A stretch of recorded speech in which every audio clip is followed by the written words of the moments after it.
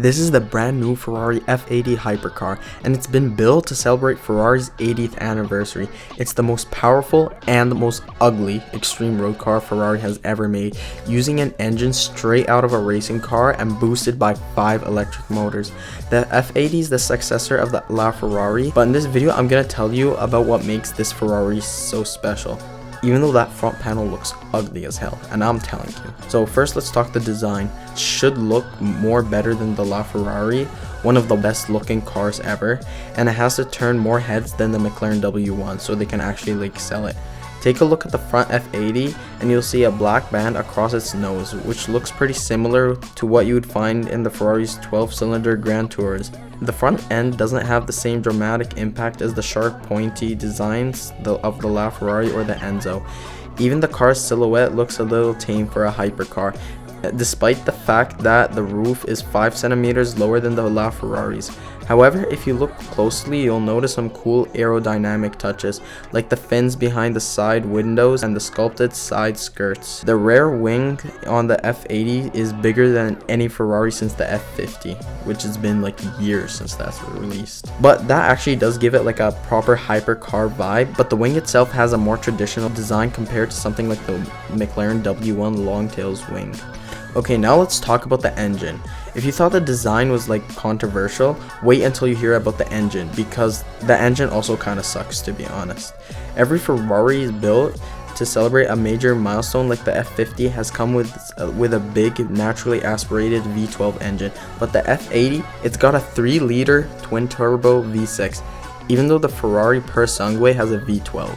It's also similar to the one you can find in the Ferrari 296 GTB. I know, that does sound crazy, especially when you look at the Per Sangue being a family SUV and this is supposed to be a hypercar. Yeah, I'm telling you, I'm basically thinking the exact same thing that you are. Before you get disappointed, let me tell you, this is one of the best engines that Ferrari has ever made. A version of this V6 powered Ferrari's 499 hybrid hypercar, which won the 24-hour Le Mans race twice. In that race, the engine was limited to 680 horsepower due to regulations. But the F80's version has no such limitations. It revs all the way up to 9,200 RPM, nearly matching the LaFerrari V12. In fact, but that's not all, because the F80 is also a hybrid. Unlike the LaFerrari or McLaren W1, which only uses one electric model, the F80 has a whole system going on. It has electric models that help spool up the turbos instantly, making sure you always have boost even at low revs. There's also an additional electric motor driving the rear wheels and 2 more motors powering the front wheels. Altogether, these electric motors add 300 horsepower, meaning the F80 has a total of 1,200 horsepower. When you're pushing to the max in qualify mode, that's more power than any Ferrari road car ever, even though it kind of sounds disappointing when you hear there's a V6. But with all that power, you might be wondering, is the F80 heavy? Because just basically even the M5, it's really heavy just because of those electric motors and stuff. Ferrari thought about that too. The car uses a brand new carbon fiber chassis to keep the weight down. It even uses 3D printing to make some of the parts of the suspension lighter. The battery at 2.3 kilowatts is really small for a hypercar, which also helps to keep the weight down. In the end, the F80 has a dry weight of 1,525 kilograms, which is 45 kilograms lighter than the SF90. It's not the lightest hypercar, for example the McLaren W1 weighs only 1,399, but does all this power translate into real-world performance? Well, the F80 can go 0 to 62 miles in 2.15 seconds.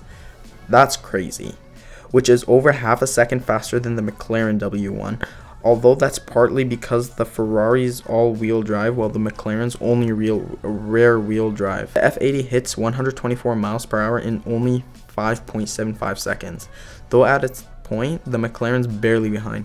Ferrari didn't provide a 0 to 186 mile per hour time, but McLaren W1 can do it just in 12.7 seconds, which is faster than a Bugatti Chiron. The Ferrari tops out at 217 miles per hour, which is very fast, but not exactly the fastest when you're thinking about hypercars.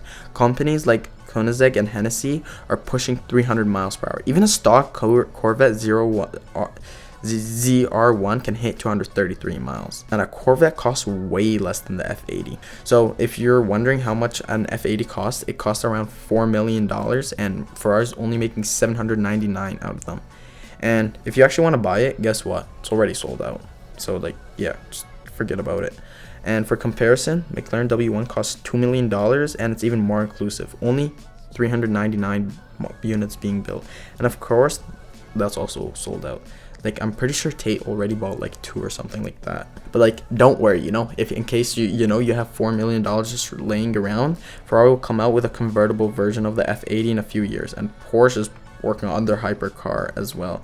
The Porsche Mission X concept, if it goes into production, could have a power to weight ratio of 1,000 horsepower per ton, which would beat both the Ferrari and McLaren. Anyways, if you enjoyed this video, just please subscribe, because I actually put some work into it. I'm also trying to hit 1,000 soon. I'm trying to get monetized and everything, you know, make some money. And pretty much, yeah, that's it. So like, subscribe for more.